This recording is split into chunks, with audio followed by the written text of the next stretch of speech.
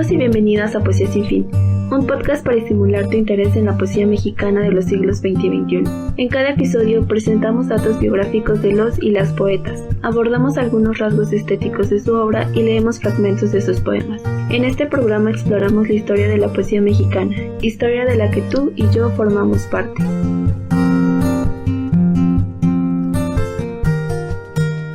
José Juan Tablada, guión basado en el texto de María José Escobar Luna. José Juan Tablada fue uno de los poetas que más contribuyó a la lírica moderna mexicana a principios del siglo XX.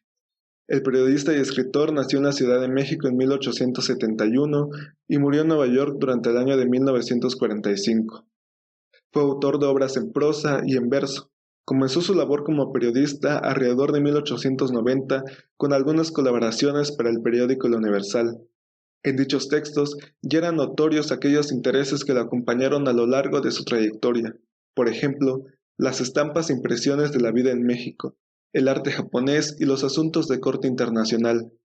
Esto lo plasmó en numerosos textos, entre los que destacan Hiroshige, el pintor de la nieve y de la lluvia, de las noches y de la luna, publicado en 1914, La resurrección de los ídolos, de 1924, Historia del arte en México, de 1927, y La Feria de la Vida, de 1937.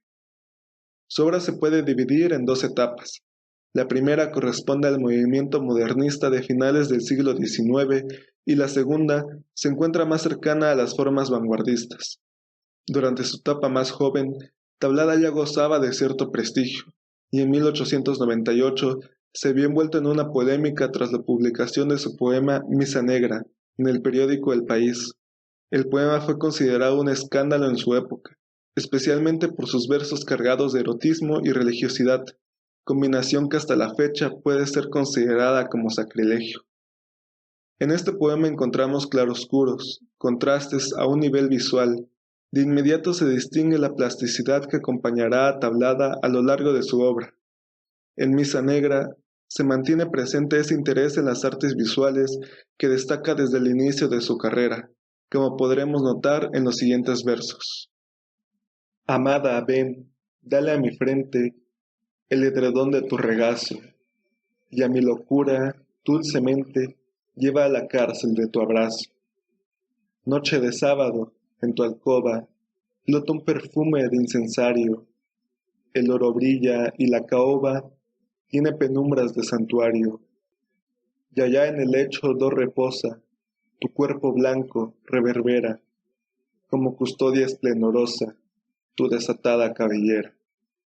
Toma el aspecto triste y frío de la enlutada religiosa, y con el traje más sombrío viste tu carne voluptuosa.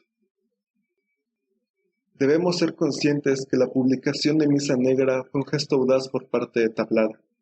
El joven poeta, admirador de Charles Baudelaire, estaba influenciado por la filosofía decadentista en una sociedad claramente conservadora, por lo que no solo significó una ruptura para su producción literaria, sino también en la de sus contemporáneos. Podremos notarlo en la creación de la Revista Moderna, de cuyas publicaciones salieron algunos de sus poemas que formaron parte de su poemario de corte modernista, El Florilegio, publicado en 1899. Otro punto a destacar en la obra de Tablada es su interés por las culturas asiáticas, que podemos notar dentro de la segunda etapa de su carrera poética en dos de sus obras más importantes. Un día, poemas sintéticos, publicado en 1919, y Lipo y otros poemas de 1920.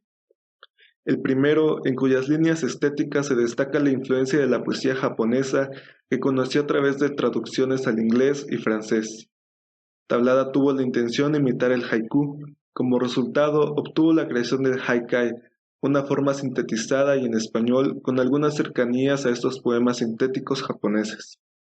Podemos notar la clara influencia de creadores del haiku centrales en la cultura de Japón, como Matsuo Bashō.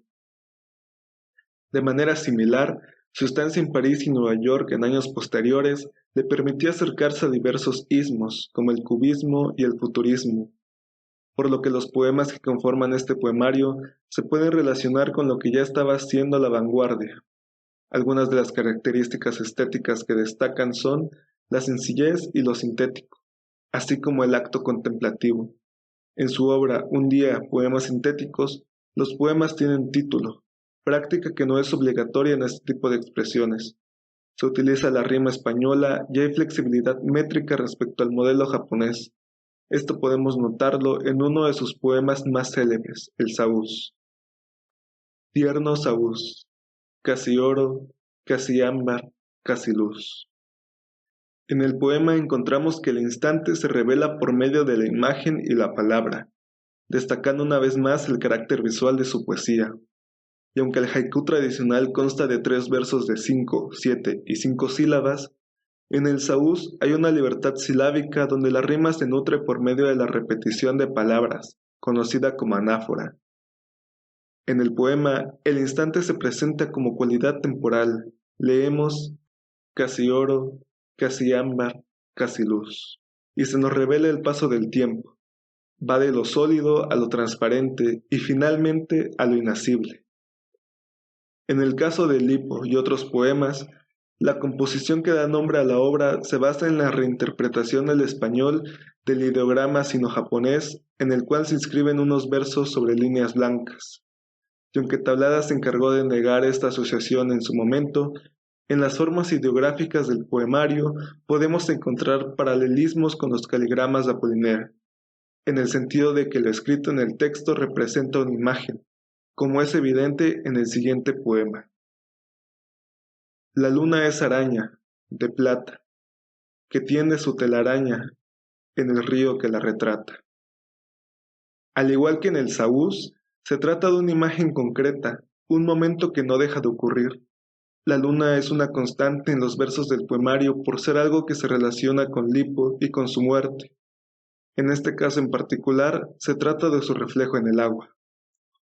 En Tablada destacan la experimentación y las innovaciones. No hay duda de que sus propuestas influyeron en la apertura de distintas perspectivas que estarían en constante renovación en la lírica mexicana del siglo XX.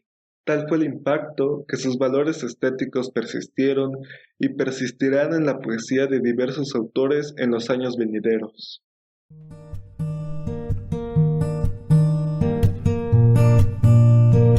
Te agradecemos tu compañía. En Poesía Sin Fin somos Edith Telles, Gabriela García, Jessica Sarabia y Julián Díaz. Este programa es posible gracias al proyecto de divulgación y literacidad de la Universidad Autónoma Metropolitana Iztapalapa, dirigido por la doctora Adriana Hernández Sandoval. Es producido por la editorial Piedra Visual. Para la musicalización utilizamos Into the Light de Vocal Studios. Acompáñanos en el siguiente episodio. Ama tu ritmo y rima tus acciones.